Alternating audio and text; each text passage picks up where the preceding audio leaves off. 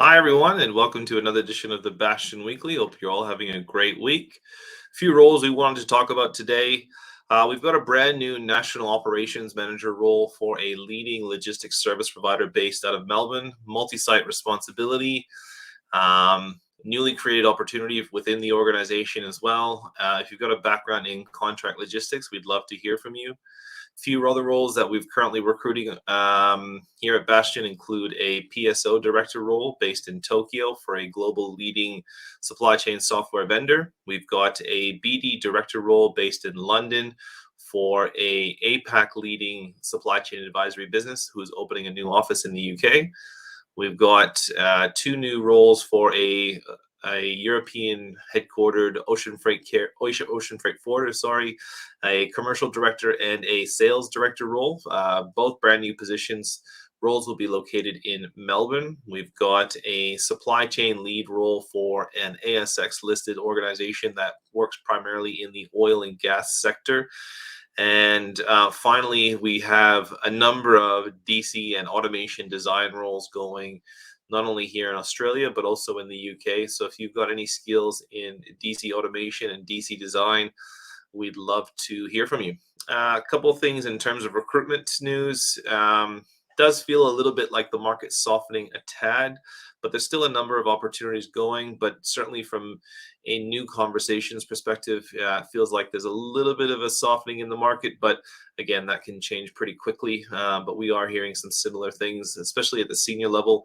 Maybe not as many roles at the senior exec level within supply chain that we were accustomed to 3 or 4 months ago. And certainly counter offers continue to be the bane of our existence. I think specifically what we can talk to our clients about is preparing for counter offers and also building in a margin in your offers when you go to market for new hiring. Certainly losing the IP is really a concern for lots of employers at the moment. And so if you're trying to attract talent from other employers, you really do need to be considering what that offer looks like, building in the margin for the counter offer, as well as potentially offering above market rates for your new hires, because if you're not doing it, someone else is, and that's what's creating a bit of a challenge to secure some of these candidates in these processes we're experiencing at the moment. But again, each circumstance has its own individual characteristics that you have to deal with. A little bit of supply chain news. Certainly, we're quickly approaching peak period, and lots of discussions here in the last few days with us from supply chain leaders around, preparation is obviously in place already for peak period. So the silly season's quickly approaching, and so supply chain leaders are actively getting ready for that and dealing with any issues around stock and inventory availability.